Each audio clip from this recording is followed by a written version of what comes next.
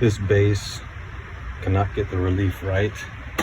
Every time I try and flatten out the neck, I'll tighten the truss rod and it's starting to feel like it's slipping in there, and I just can't get it any flatter.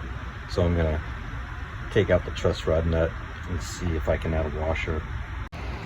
And you just need to keep loosening it. It might seem like it's not going anywhere for a while, but eventually it'll get loose enough where you can just take that nut out. So once you've got that truss rod nut out, the hard part is finding something to use as a washer. For instance, these ones are just a little too big. I just don't have a washer. I often end up having to try and make something. So I found this little part. If I can cut it in half and just use its smaller end, that's gonna fit in there. Just using a little Dremel here. About halfway through.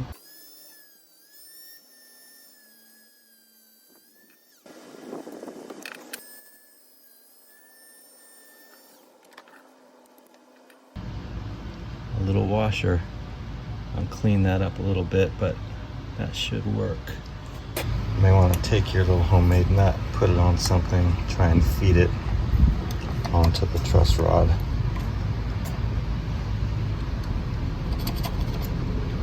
Does not seem to be sliding over the truss rod in there, so I need to widen the hole.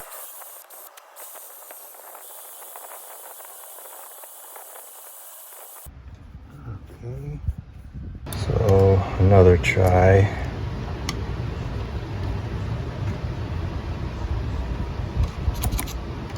Well, after much more fiddling around off camera, I finally got that homemade washer to fit.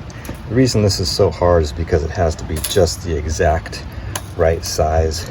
It didn't want to slip over the top of the truss rod until I reamed out the center of it a little more, and even then it was too fat.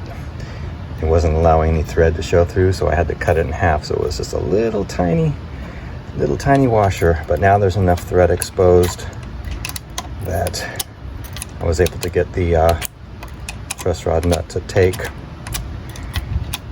and now we should be able to flatten out this neck, because it seemed like it was at the end of its travel. This will give us a little more breathing room to tighten this further. Yeah, but don't go into it lightly. It's hard to find the perfect size washer, and you often end up having to make a little homemade spacer / washer to make this situation work out.